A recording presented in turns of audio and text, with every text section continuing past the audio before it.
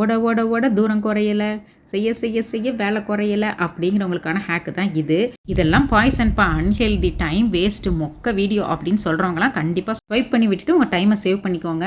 Singapore மாதிரி நாடுகளுக்கெல்லாம் பார்த்தீங்கன்னா ஊர்லேருந்து தேங்காய் வந்து ரொம்ப நாள் வந்து ட்ராவல் பண்ணி வரும். குறைஞ்சது ஒரு 15 நாள் ட்ராவல் பண்ணும்போது அந்த ஓடெல்லாம் ரொம்ப வந்துட்டு ஹார்டாக இருக்கும். அதனால தான் நான் வந்துட்டு ஆவியில் வச்சு ஒரு 10 நிமிஷம் எடுத்துக்கிறது. அப்படி இல்லைன்னா ஃப்ரீசரில் ஒரு டே அண்ட் நைட் வச்சு எடுத்துட்டு அதுக்கப்புறம் பேக் சைடில் உள்ள அந்த ஸ்கின் எல்லாம் வந்து ரிமூவ் பண்ணிவிட்டு இந்த மாதிரி மிக்சியில் துருவி வச்சுக்குவேன். அதுலேயும் ஒரு படி மேலே போய் நம்ம காலையில் நேரம் பார்த்தீங்கன்னா அவசரமாக சமைச்சிக்கிட்டு இருப்போம். அப்போ காய், கீரை, பொரியல் இந்த மாதிரி ஐட்டங்கள்லாம் டக்குன்னு தாளிச்சு விடுறதுக்கு இது ரொம்ப யூஸ்ஃபுல்லாக இருக்கும். தேவையான அளவு தேங்காய் பத்தை, அது கூடவே காரத்துக்கு ஏற்ற மாதிரி பச்சை மிளகா, ஜீரகம், இது மூணையும் நல்லா ஆட் பண்ணிவிட்டு கொரப்பாக அரைச்சி எடுத்து இந்த மாதிரி ஐஸ் க்யூப்ஸாக ப்ரிப்பேர் பண்ணி வச்சுக்கலாம்.